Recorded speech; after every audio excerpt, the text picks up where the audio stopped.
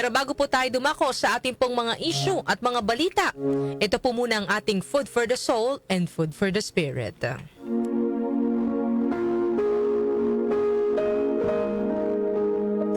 Bakit kaya may mga pagkakataong inaalis ng Diyos ang isang tao sa ating buhay?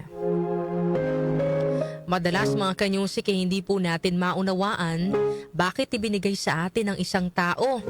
Pero later on ay aalisin din pala sa ating buhay. Pero ito raw po yung ilan sa mga dahilan. Una, maaaring yung inaalis ng Diyos na mga tao sa iyong buhay ay inilalayo ka sa iyong layunin.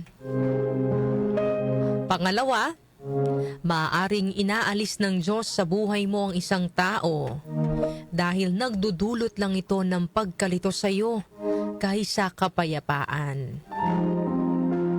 Pangatlo, maaaring inaalis ng Diyos ang isang tao dahil hindi na sila tugma sa plano ng Diyos para sa iyo.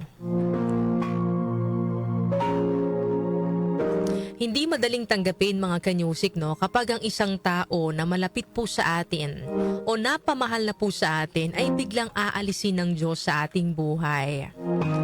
Pero isipin na lang po natin mga kanyusik na minsan ang pagkawala ay hindi po kapurusahan, kundi isa po itong proteksyon. Nais lang po tayong protektahan ng Diyos sa mga worst pang bagay na posibleng mangyari sa hinaharap kung kakapit pa tayo sa mga taong hindi naman na maganda ang naidudulot sa atin. Nakikita po ng Diyos sa mga bagay na hindi natin nakikita. Kaya kung aalisin man siya sa atin, tao man yan, bagay o opportunity, iyon ay dahil nais po ng Panginoon na ilayo tayo sa sakit, maling desisyon o sitwasyong hindi po makakabuti sa atin. Pero mga kanyosik, hindi po ibig sabihin na kapag may inalis ang Diyos na tao sa ating buhay, ay iyon na ang katapusan. Magtiwala po tayo na what God removes, He replaces with something better.